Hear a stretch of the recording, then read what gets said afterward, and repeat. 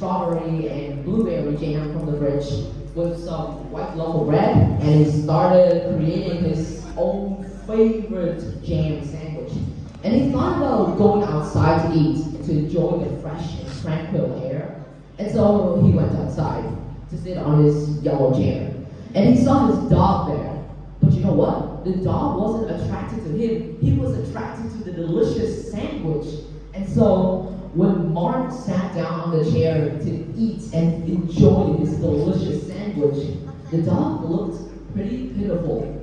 And it salivated a lot, as if it really wanted to have a piece, if not all of the entire piece of sandwich that Mark was enjoying. And actually, he would soon come to deceive Mark and later on enjoy and eat the delicious sandwich of his own. And for now, I'd like to welcome the second speaker to continue our story. Thank you for listening. Okay, so now let me continue the story. And as well, after eating a piece of jelly sandwich, then at that time, he forgot that he had to go out. He promised with his friend that he had to go out to play football with him. So that was really why he got in his mind, oh my god, I forgot to play football with my friend.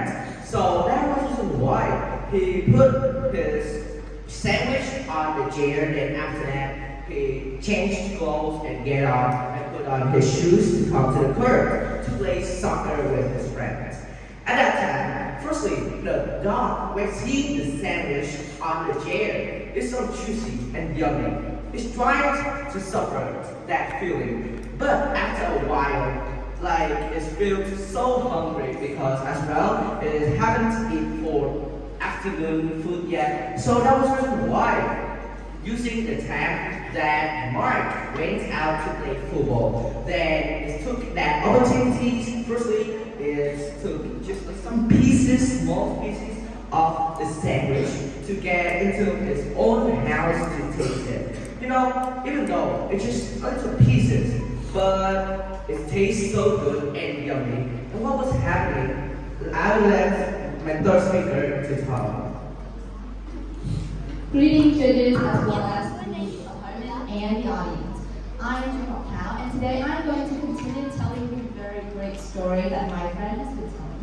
So after that, Teddy has, as you all know, that Teddy the dog has eaten some of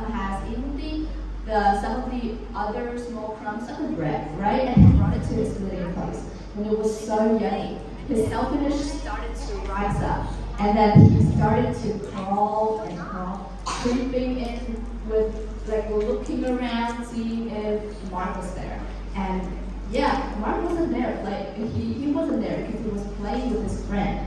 And then, based on this opportunity, the Teddy the dog immediately ran over and took the whole bread.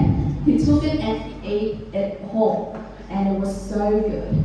He satisfied himself, and then he walked away. Mark, after playing football with his friend, came back. He was very tired.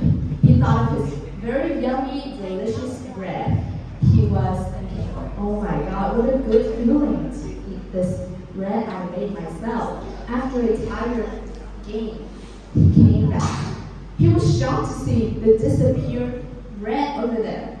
He thought, what magic has happened that my bread disappeared? He was shocked, he was sad, and he was disappointed. He didn't know who the culprit was, and then he cried a lot. Thank you everyone for listening to this. Chúng ta cùng trình bày các bài thi qua. Và sau đây xin mời những bài thi two. Introduction and up you go. 2 minutes start now. Ladies and gentlemen, dear opponents, and everyone present in the hall. Well, many people go against the idea that smartphones help students in class. In my opinion, I believe that it helps students a lot. Well, if we use it correctly and teachers know how to monitor the students, then it could give us benefits instead of harms. So, firstly, if we use smartphones, then students could do better in some school activities. For example, the teachers are talking about a lesson and they tell the students to make presentations or doing teamwork.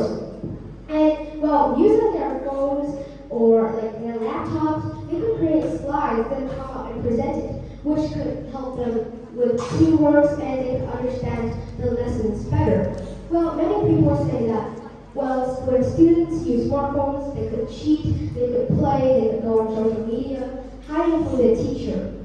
But if the teacher know how to monitor them, know how to tell them how to use smartphones beneficially in classrooms, then it could help them a lot in studying instead of giving out cards.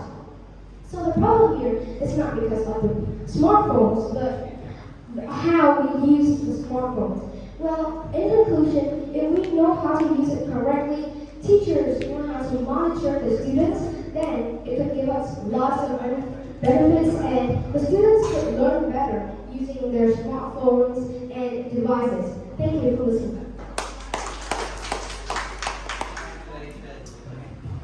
Con